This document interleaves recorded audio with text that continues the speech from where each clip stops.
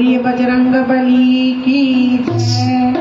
हनुमत जात रहले रावण राजधानी में, या तुझे फुलवारी मेरा। हनुमत जात रहले रावण राजधानी में, या तुझे फुलवारी मेरा। एकर हवत पुत्र माता एकर करे अगुआई।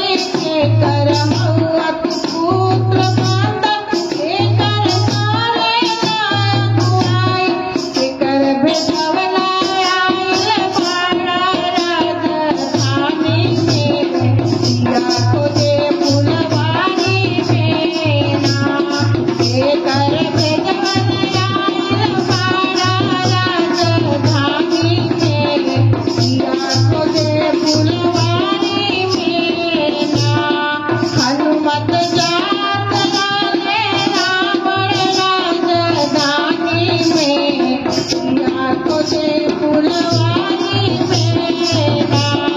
हनुमत जात रहले रावण राजधानी में, या तुझे फुलवारी मेरा।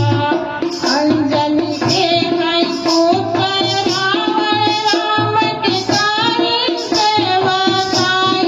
अंजनी के है पुत्र रावण राम के कारी सेवकाई।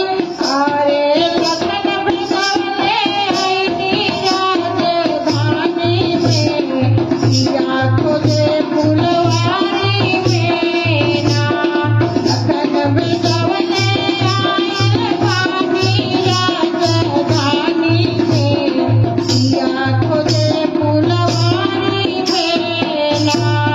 हनुमत